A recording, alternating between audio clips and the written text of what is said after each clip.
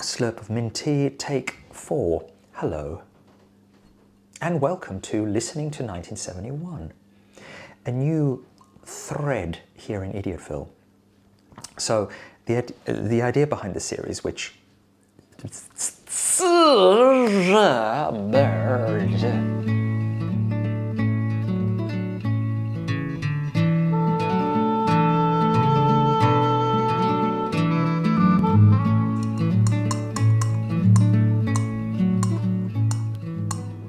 on this time, yeah. Hello, and welcome to Listening to 1971, a new thread here in good old Idiotville. The idea of this thing is that before I die, I want to create 1,971 episodes of this, right? Immersing myself in the music of my birth year, 1971. Communing with those songs, maybe even entire albums transmitted through the artists of that time. The hypothesis would be by the universe, yes, the literal universe itself that they inhabited, that I then, arrived in to. And by doing this, I hope to uncover something encoded within them and within, 1971 itself, something that across the decades, 5+ decades, might perhaps serve this idiot speaking to you now. So, join me, and let's begin with one of my soul sisters, an artist whose life and music, though utterly distinct from my own, captures something essential, I think, about the idiot of today and yesteryear. To speak of Judee is always in some way to speak to Judee, which is also to speak to oneself and to those who find themselves reflected in her music and lyrics. But let us listen. Together, grab a pair of headphones and plug into the Judiness of Judee. Judee's eponymous first album, Judee Sill by Judee Sill, which arrived in 1971, ready for the world.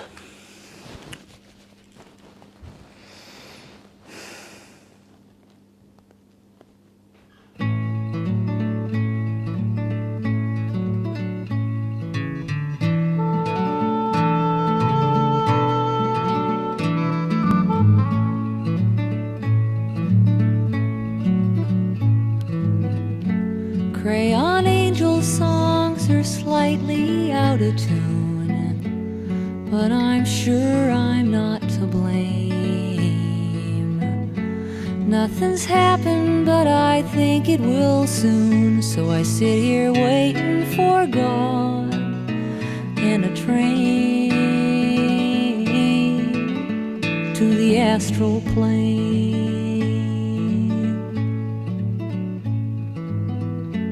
Magic rings I made have turned my finger green, and my mystic roses died.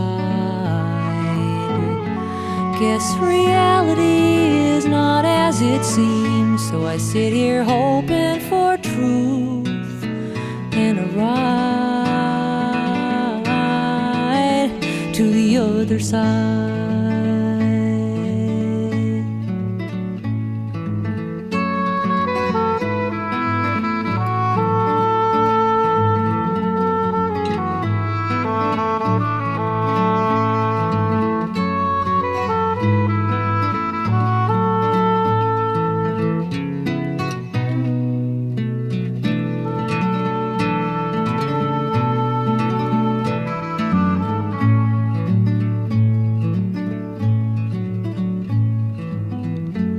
Phony prophet stole the only light I knew, and the darkness softly screamed.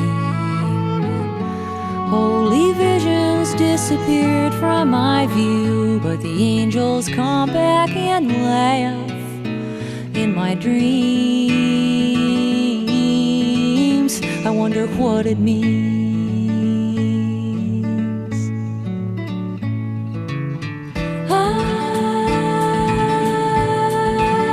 Da da da da da da.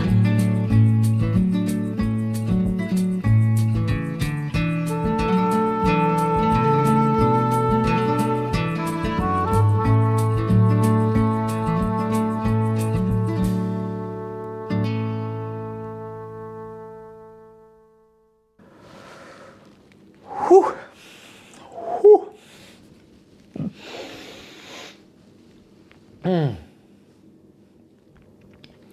You know, for a certain kind of artist, one steeped, we might say, in hermetic authenticity, our angels, and therefore also our demons, can only ever be rendered in crayon, right? Wonky, insufficient, yet truer somehow than the rigidly codified seraphim of institutional religion or the sanctioned, ordained aesthetics of the sacred. For Judee Sill, the Crayon Angel is the only guide worth trusting, which is why, I guess, it appears as the first image in this opening song of, you know, the eponymous debut album, Judee Sill, by Judee Sill.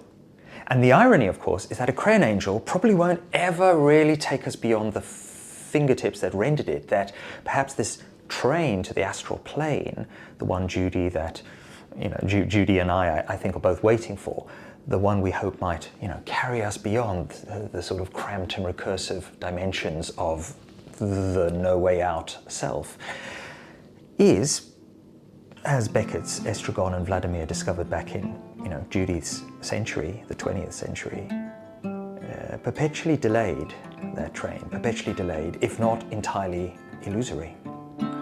Crayon Angel songs are slightly out of tune, but I'm sure I'm not to blame. Nothing's happened, but I think it will soon. So I sit here waiting for God and a train to the astral plane.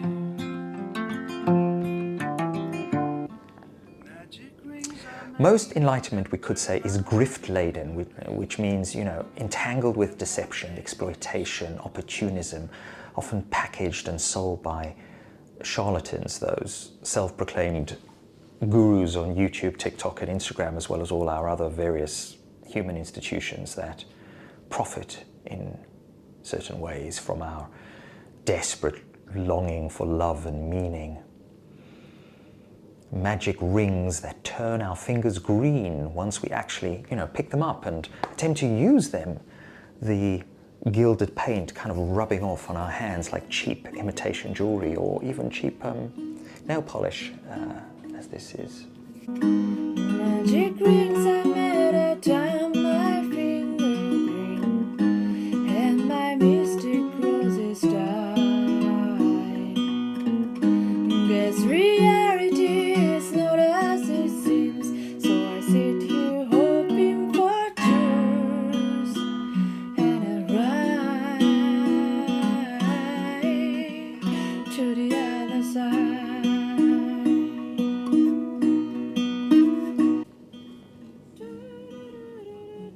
Magic rings, including, you know, this LP, this long playing record, Judee's debut, clocking in at, you know, fairly slight 34 minutes, but altogether still this magical round invocation. This kind of attempt at a sort of self-made enchantment, a way to wield spiritual power through material means. This disc, this black disc, because it wasn't white, it was black. It's black as the night. So much like someone crafting a ritual of listening and writing around a sacred artifact, as I am doing here, you know, with this 53, 54-year-old album, made, born in 1971. Just as the human LP, who listens to it, was born then, the human long player, you know, this idiotic entity who believes somehow that by communing with all the music made in 1971, 1971 tracks, he too might make sense at last of his life and his soon-to-arrive death, as well as, you know, all the rest of it, before climbing aboard the good old entropy engine. You know, goodbye, goodbye. Think of me occasionally. Please watch my YouTube. Ta-ra!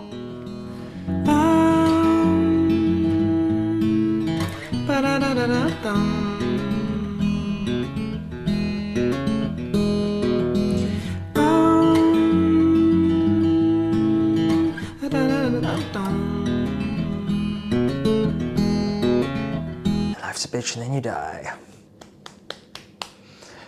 The mystic rose, I guess, recalls, you know, the Rosicrucian tradition where roses symbolize divine wisdom and spiritual attainment. And I guess if you've lived the life of Judee Sill up to this point, a life of reform schools and armed robberies, of strung out heroin withdrawal in jail cells and, you know, learning how to play gospel-style piano in reform schools. I mean, yes, incredible. Where is the film of this woman? Amazing documentary, but no film. She had pointed the gun at the guy and said, "Okay, mother sticker, this is a fuck up." I knew that I had to clean up or else go back to jail. So I got a tattoo on my arm to remind me forever. And then I started formulating exactly what my mission would be. This is The Kiss by Judee Sill. I had never heard a song about that. It just felt like a bottomless well. Love rising from the mist, promise me this and only this, holy. It's like a level of desperation and vulnerability that totally transcends a lot of the real personal songwriting that was going on at the time. Yeah, and then she starts playing this kind of country cult baroque, as she calls it, right? And even then, you may have understood that every proffered talisman, whether a ring, a song, or a prayer, carries within it, perhaps, the possibility of both magic and failure. Judee, in the kind of simplicity and the reverent grace of that inimitable voice on this first track, you know, with that aching, yearning, French horn, English horn, what's the difference? I don't know. Floating weightlessly over this sinuous gliding guitar pattern. The voice itself, though, staying clear and direct, aligning both musically and lyrically with something ancient, primal. But also kind of like American cowboy, you know, but cowboy on the range. But some sort of rough-edged, even unruly force. You know, imagine those Chauvet cave paintings, stirring life in a song like this one.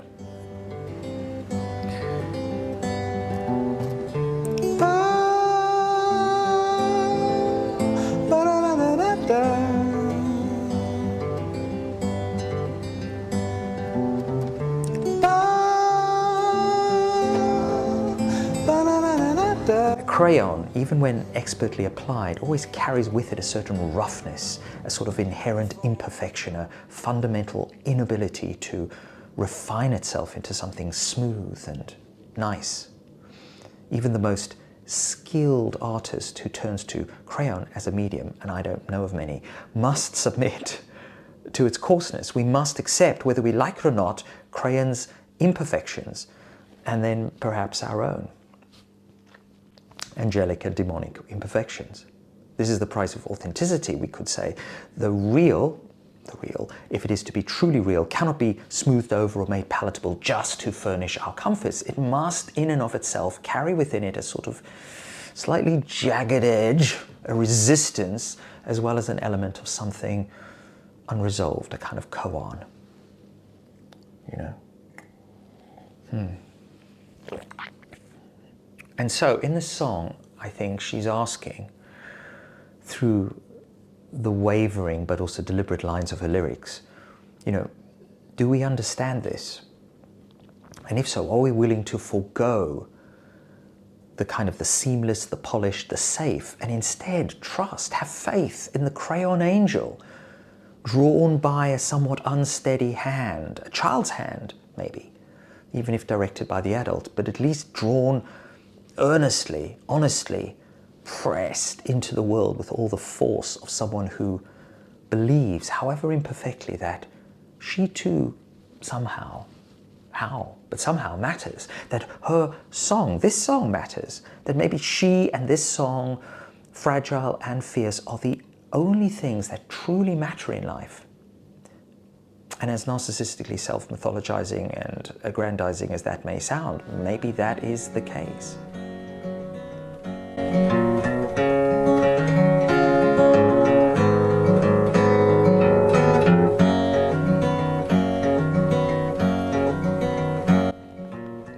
So you have this sort of contrast between the perceived order of the metaphysical and the disordered experience of life itself, bringing in a kind of Platonic or Gnostic paradigm, if you like.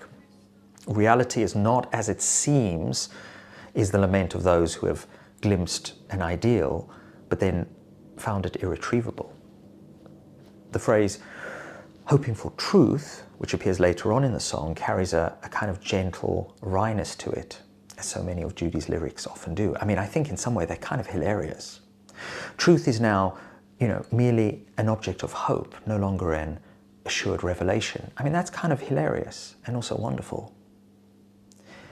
There's something kind of Blakean, I think, in this gently challenging, accusatory tone, the sense that the true visionaries, those with not only access to the light, but the ability to transmit it, have kind of been replaced by idiots, by Crayon Angels. Though maybe that distinction was always illusory, a kind of comforting fiction that never truly existed in the first place.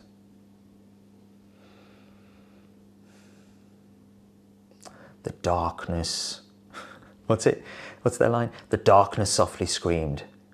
Now there you have a paradox worthy of Rilke, Baudelaire, Chiron, how do you pronounce his name? Darkness, the absence of vision, yet here kind of anthropomorphized into something capable of yielding, of collapsing inward in a soft, quiet agony. The soft, quiet agony of Judee's cunt, maybe. I mean, sorry to use that word, but and maybe also her cuntish heart, which is to say Judee's anima.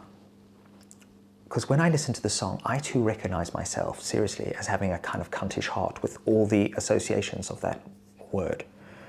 Much like Judee's. And thus both of us kind of damned to feel everything just a little bit too much, to search for grace just a little bit too hungrily, to hold out our hands to another as if they might be filled, but like truly filled, knowing, of course, that they will only grasp in some way at air, at the emptiness of the other's empty self. And what about the angels who return at the end of the song to laugh at Judee, at us, in her dreams, in our dreams? That's somewhat unsettling, that laughter, isn't it? Are they mocking our naivete, or signaling that her faith in music, in Judee herself, as the creator of this music, as the creator of meaning itself for her and also for us, that this is somehow misplaced, or is this a kind of private gnosis, a dream world in which the divine still exists despite all of our waking disillusionment? Phony prophet stole the only light I knew, and the darkness softly screamed. Holy visions disappeared from my view, but the angels come back and laugh in my dreams. I wonder what it means. I wonder what it means is, quite appropriately then, the last line of Crayon Angels. Because yes, Judee, Sill, me too. Like, me too, infinity. But at least, the two of us are doing this, wandering together, right? And that makes for a more companionable ride. Rather than having to do it in our own little heads or our own little hearts, our own little aching anima, which is to say our own unfamilied, unfulfilled, and unfilled hollows, Judee, yes, yours and mine, the cunt that is ourselves. And for that, I thank you, my soul sister Judee. And I will see you tomorrow for another of your magnificent songs on Judee Sill by Judee Sill, the eponymous debut by Judee Sill in 1971. What a year. Ah.